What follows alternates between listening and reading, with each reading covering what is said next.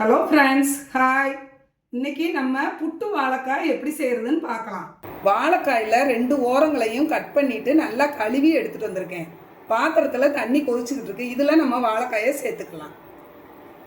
நல்லா கொதி வந்துருச்சு. வாழைக்காயை நம்ம திருப்பி விட்டுக்கலாம். திருப்பி விட்டால் 2 பக்கமும் நல்லா வெந்துடும். மூடி வச்சிடலாம். ஒரு 10 நிமிஷம் கழித்து பார்க்கலாம். மூடி வச்சு 10 நிமிஷம் ஆகுது. திறந்து பார்க்கலாம்.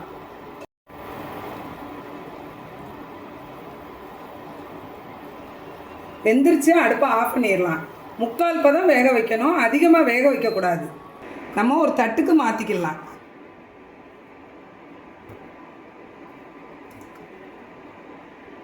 நல்லா ஆறட்டும். நல்லா ஆறிடுச்சு. நம்ம உரிச்சுக்கலாம். கத்தியை வச்சு இந்த மாதிரி கீறிட்டு உரிச்சனா அப்படியே வந்துடும்.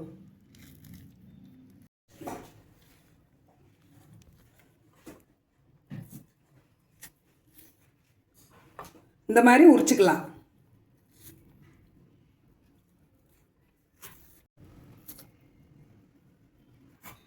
எல்லா வாழைக்காயும் தோல் உரிச்சாச்சு. இப்போ நம்ம கேரட் துருவுறதுல துருவிக்கலாம். இந்த மாதிரி துருவிக்கிடணும்.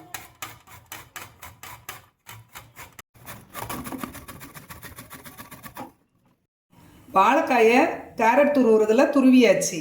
தாளிக்கிறதுக்கு அடுப்பில் ஒரு வடைச்சட்டி வச்சிருக்கு. எண்ணெய் ஊற்றிக்கலாம். கடுகு, உளுந்தம்பருப்பு. கடுகு நல்லா பொரிஞ்சிருச்சு. சீரகம், வத்தல் 1 கிள்ளி போட்டுக்கலாம். பொடியாக துருவுனை இஞ்சி கொஞ்சம் போட்டுக்கலாம். ஒரு வெள்ளைப்பூடு தட்டினதை சேர்த்துக்கலாம். ஒரு நறுக்குன பச்சை மிளகாய், நறுக்குன சின்ன வெங்காயம் சேர்த்துக்கலாம். கருவேப்பிலை கொஞ்சம் போட்டுக்கலாம். அடுப்பை சிம்மில் வச்சு வெங்காயத்தை நல்லா வதக்கிக்கலாம். வெங்காயம் வதங்கிக்கிட்டு இருக்கு. இப்போ நம்ம துருவின வாழைக்காயில் இந்த மாதிரி உப்பை போட்டு நல்லா கலந்துக்கலாம். இப்படி செஞ்சிங்கன்னா எல்லா இடத்துலையும் உப்பு நல்லா பிடிக்கும். வெங்காயம் நல்லா வதங்கிடுச்சு. துருவி வச்சிருக்கிற வாழைக்காயை சேர்த்துக்கலாம். அடுப்பை சிம்மில் வச்சு கிளறி கொடுத்துக்கலாம்.